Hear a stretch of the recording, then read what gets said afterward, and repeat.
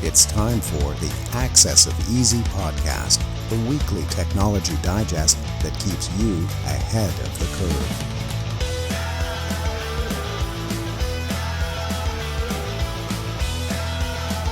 Brought to you by EasyDNS.com. Welcome back, everybody, to Access of Easy. This is number 349. My name is Joey. That is Len. Buddy, what's going on? How are you? Okay, Joey. We just talked a few minutes before. Yeah, it's too bad I'm not playing golf today, but it's okay. It's not a bad thing. It's I'll still do some yard work, play some tennis. That's a good day. How about you, Joey? How are it's things a good over day. there? I'm good. I'm going into work shortly here. I've been working this morning. Took my dog for a walk as usual. It's a nice day. We were just chatting about how even though you're not golfing, you're still going to enjoy the day. I'm going to try and do the same. I cut the grass the other day, second time this year. It's growing fast. My grass is growing a lot faster than in my old house. There's a lot of water nearby. Like I'm kind of close to the water table here in Dundas, so I got to cut it more often. Or I'm going to totally fungool my lawnmower. Are we allowed to swear in other languages? I know we're not allowed to swear in English. Maybe Italian's okay. I'm not sure. I guess we'll find out. Anyway, just go slow with the lawnmower. You'll be okay. Yeah, exactly. Pull it up once in a while, right? So this week's quote, or last week's quote, I should say, from last week's episode, last week's Access of Easy newsletter. Society is like a stew. If you don't keep it stirred up, you get a lot of scum on top. That was by Edward Abbey. No one got that, even though that was a pretty good quote.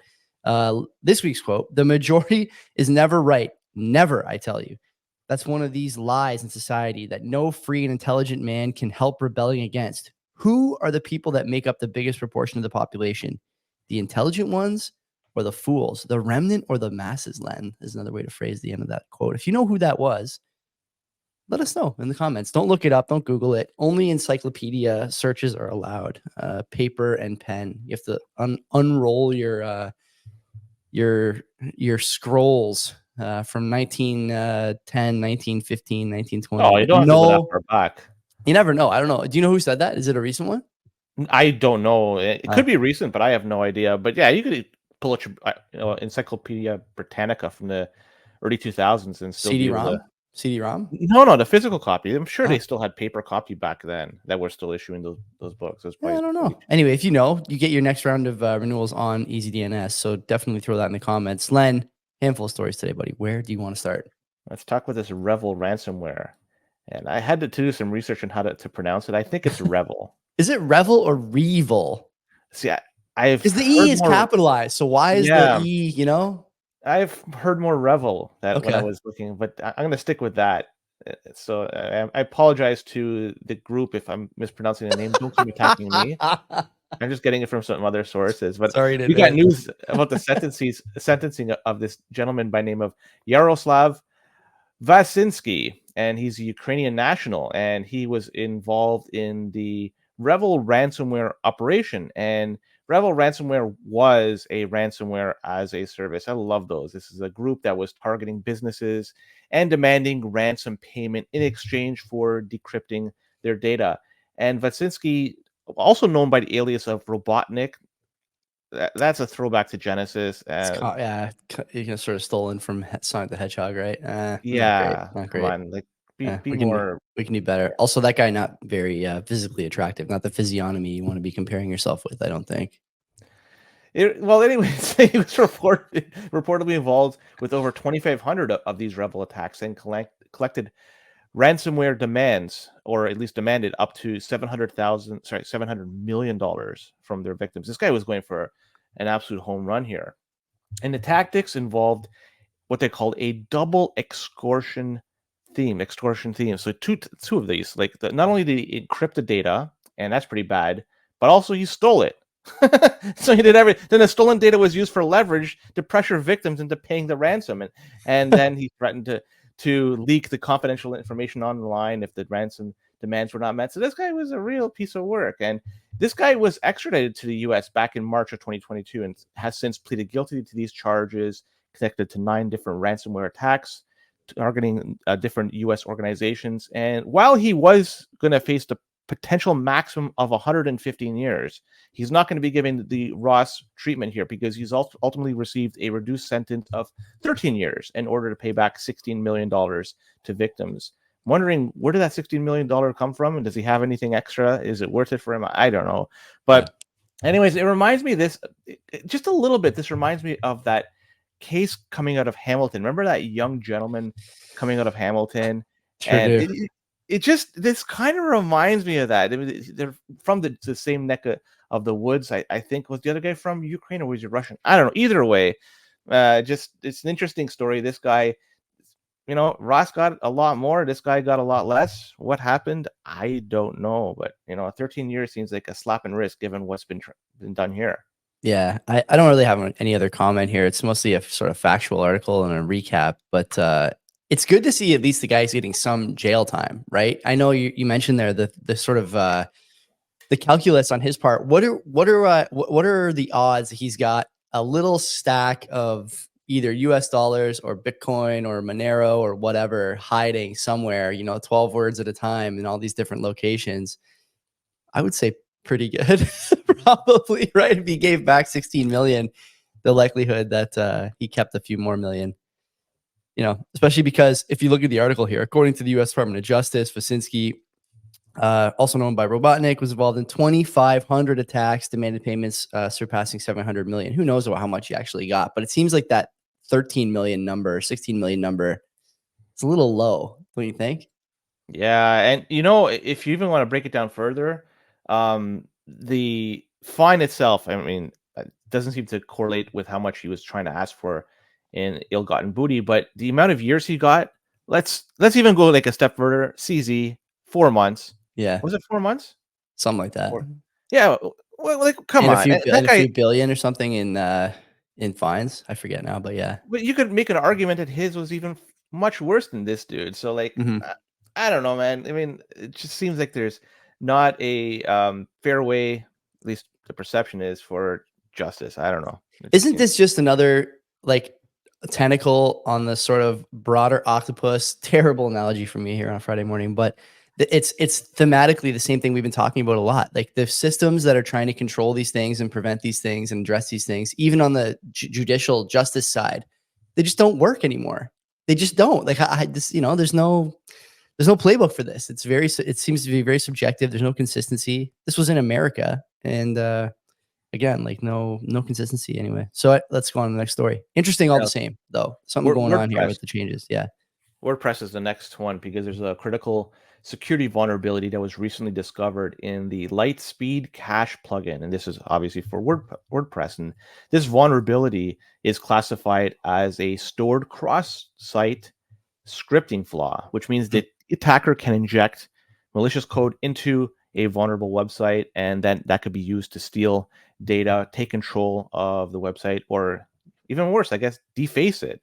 But the vulnerability is particularly concerning because it allows an unauthenticated attacker or attackers to get access without any prior login credentials. And they could also create administrator accounts on these websites.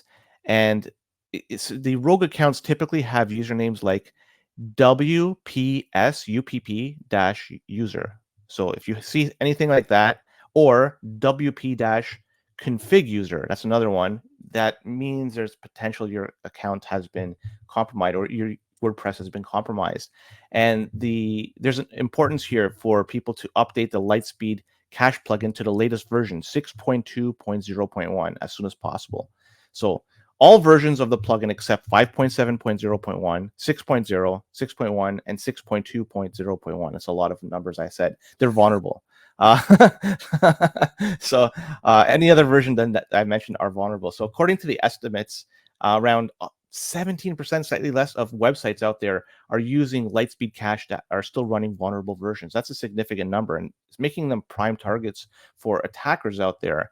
And you should also be on the lookout for malicious code that may be injected by the attackers. And the code often points to domains like dns.startservicefounds.com or api.startservicefounds.com. So if you notice any suspicious activity or unauthorized access to your accounts, to your website, take immediate action, do an update, and hopefully you haven't been pwned in the process. Yeah, we use WordPress for our website, and I'll say that I'm not like particularly technical when it comes to these plugins and whatnot, but almost every time I sign in to write something, it prompts me to update a number of the plugins that we use. So I think this is almost inexcusable. If you're using WordPress and don't have automatic updates on, maybe there's some tangential reason or, difficult to understand reason for the average user, but just turn on the auto updates.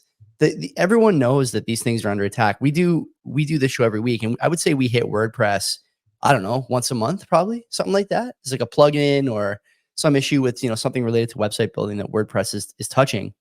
I would say if you're not using auto updates, why? It's a piece of cake. I shouldn't speak for everything. Like, I mean, EasyDNS hosts our website and whatever backend they're using for the, the post builder and whatnot. It's very simple. I would imagine everything is pretty close to that. I don't see why it wouldn't be. And again, like all the consumer facing, retail facing products, whether it's hardware, software, or what have you, the auto updates are difficult to disengage with. And so I would say that if you've done this, you've done it on purpose, and maybe you found you've made a mistake doing so yet again, unfortunately.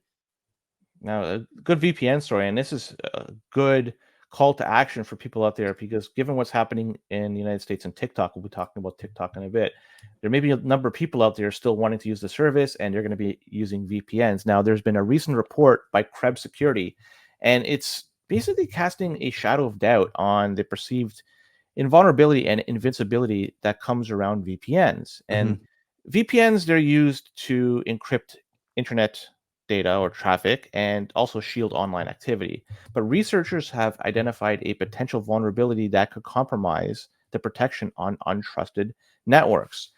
And the vulnerability hinges on the weakness of something called a dynamic host configuration protocol, and DHCP. And this protocol is the cornerstone of most networks, automatically assigning IP addresses to connected devices.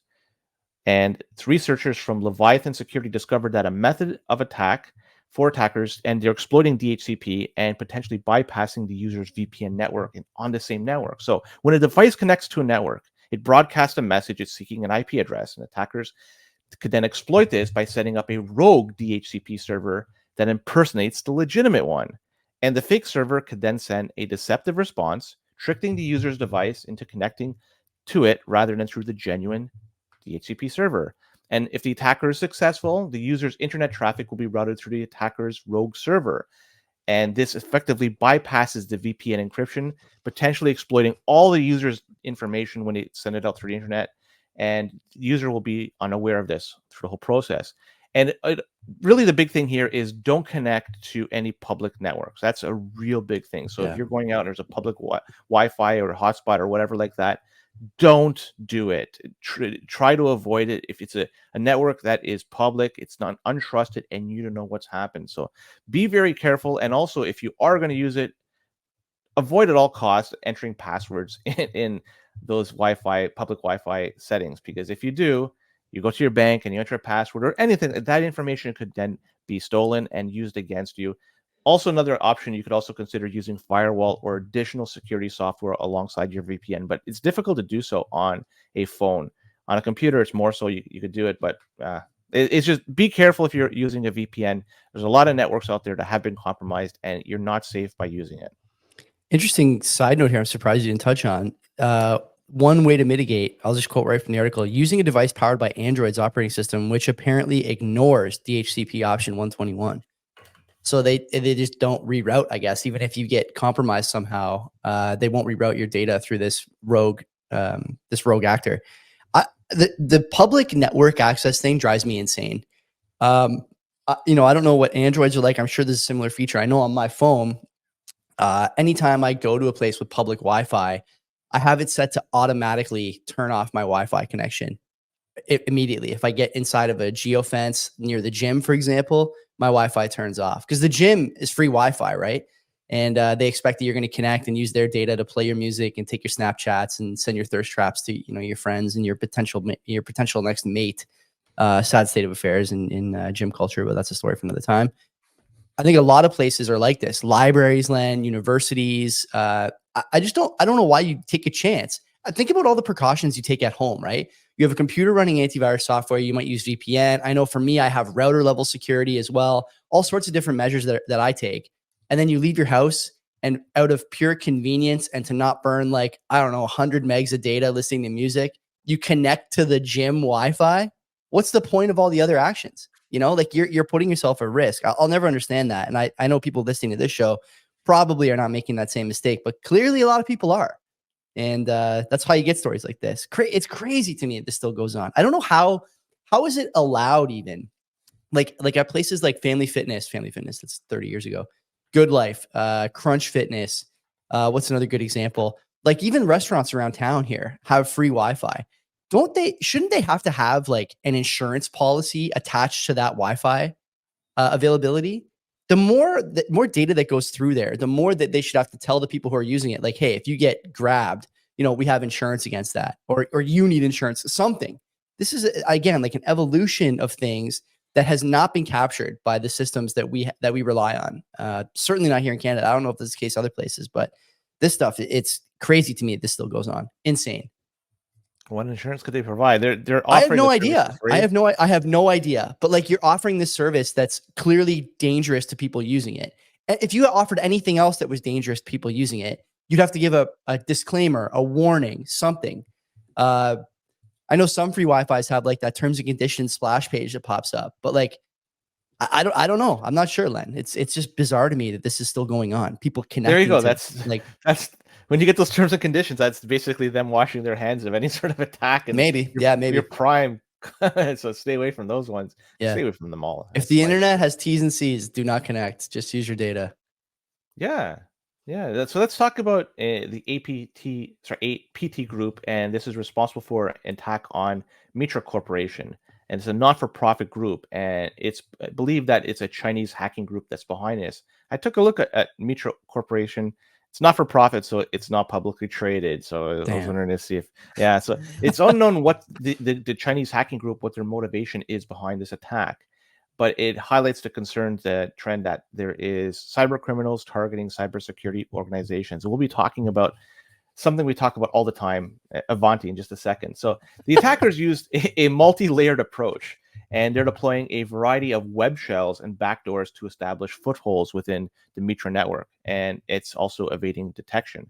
And they're gaining access by exploiting zero-day vulnerabilities in Ivanti Connect Secure. This is a remote access and patch management tool. So there's several known web shells and backdoors, including root rot, Brickstorm, Wirefire, Bushwalk, aka Gifted Visitor. These are great. These are great.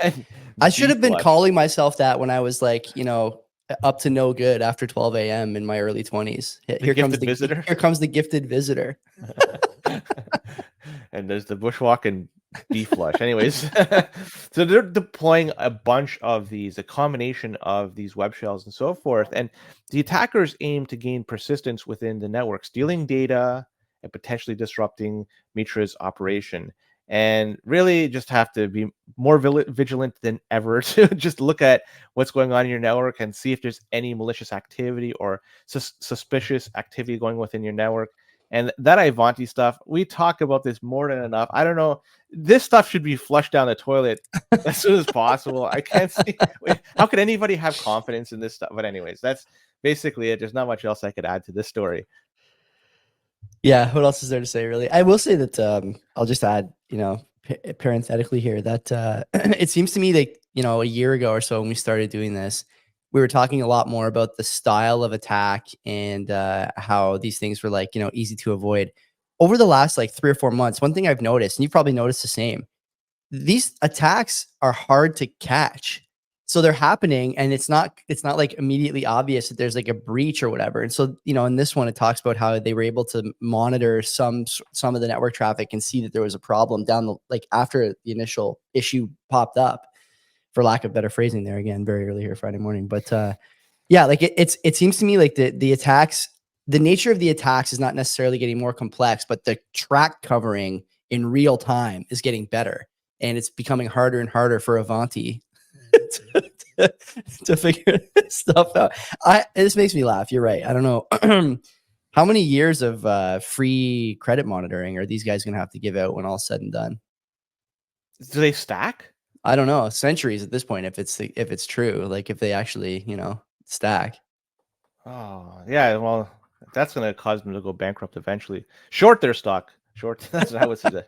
Anyways, So a Reclaim the Net article, it dived deep into TikTok's ongoing effort to regain a foothold in the Indian marketplace. Mhm. And this is following a government imposed ban back in June 2020.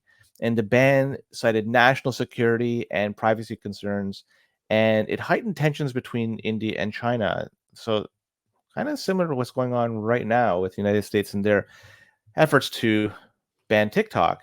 So in 2020, TikTok, along with dozens of other Chinese apps, were essentially banned in in India. And the Indian government expressed concerns about the potential data security risks and the possibility of the apps used for activities that could harm India's sovereignty and integrity.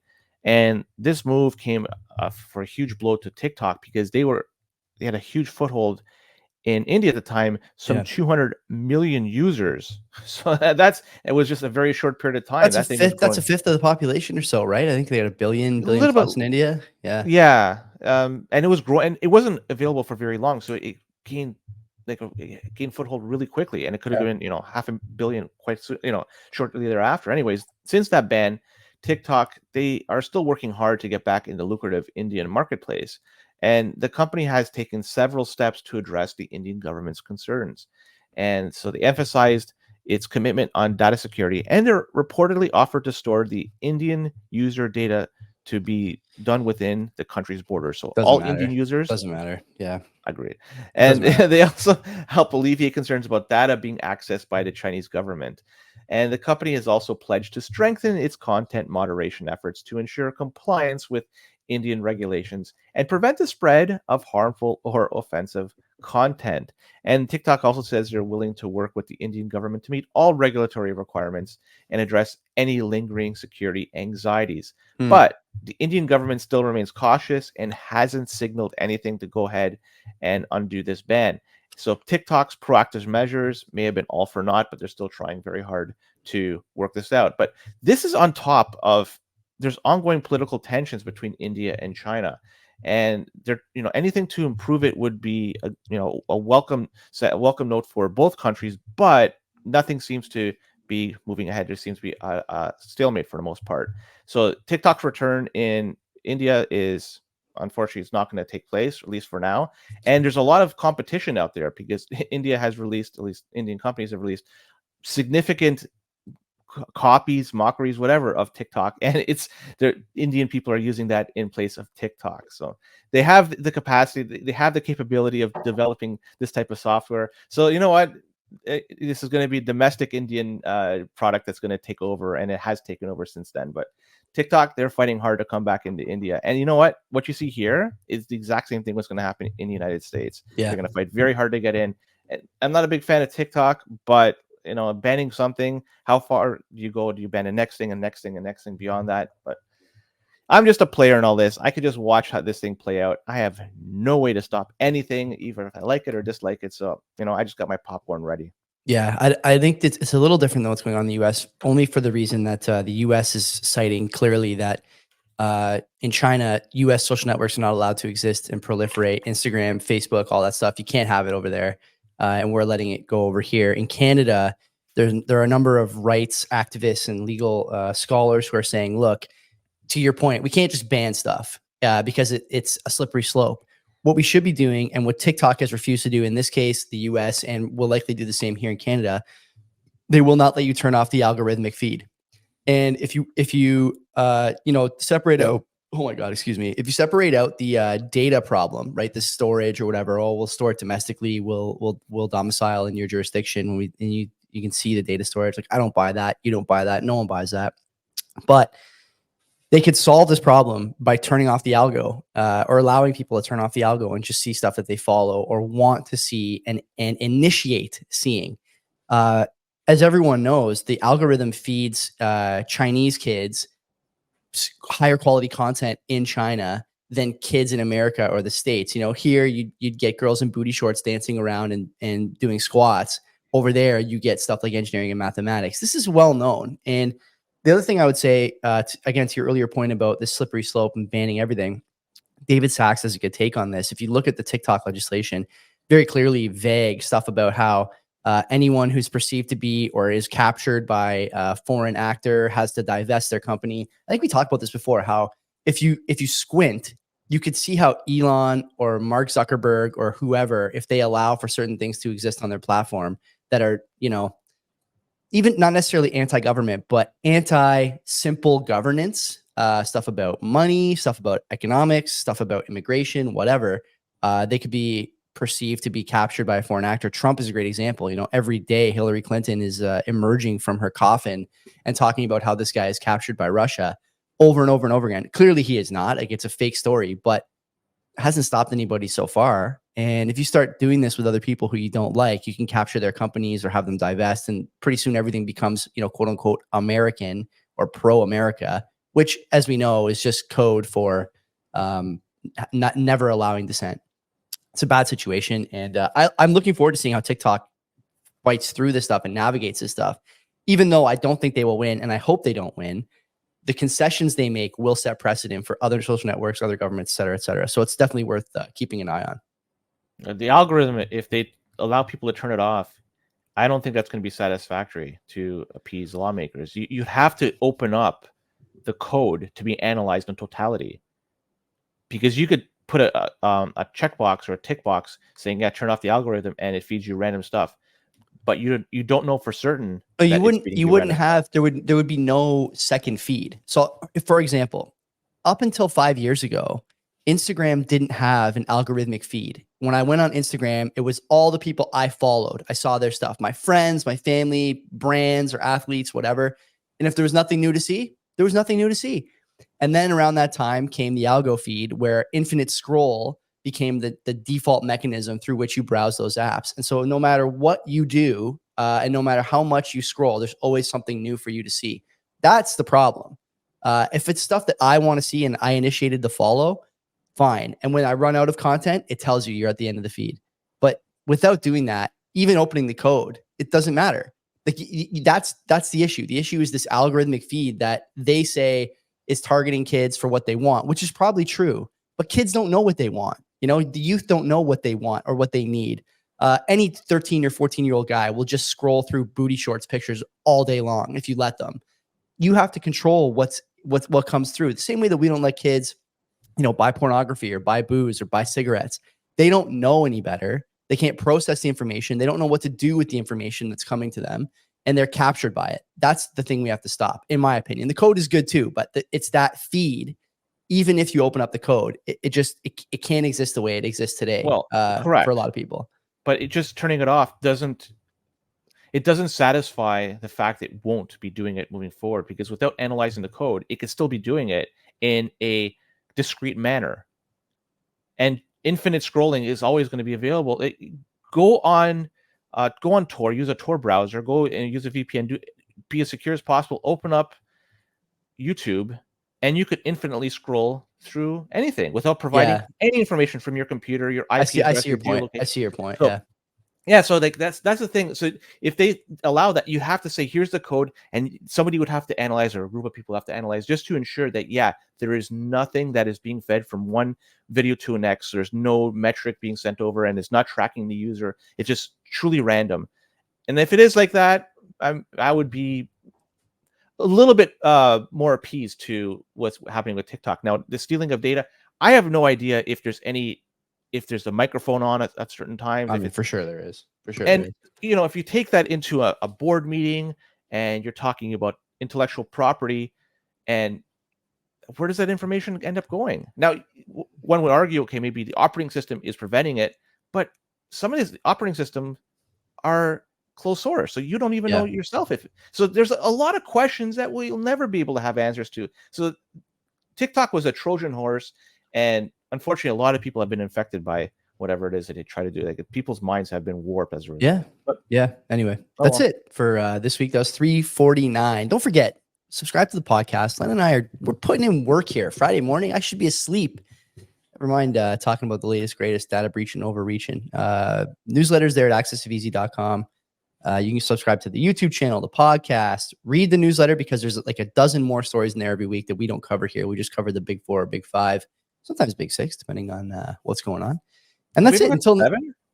I don't think we've ever gone 7. Maybe we have. If we added something, maybe we went to 7. I don't know. We should just go rogue one week and just do stories that only we care about. I don't know. I don't know if that'd be well received, but I mean, does Mark even listen to this? I have no idea. We'll find out. We'll release 2 episodes. We'll release the one we should have recorded in the version we liked. We'll find out today if Mark actually makes it through these entire episodes. Mark, if you don't say anything, Mark, we're doing this, and there's nothing you can do about it. Could you imagine it's all like Bitcoin stories? It's like 10 stories about no, that CBDC fears. No. I'm more than happy to do these once a year.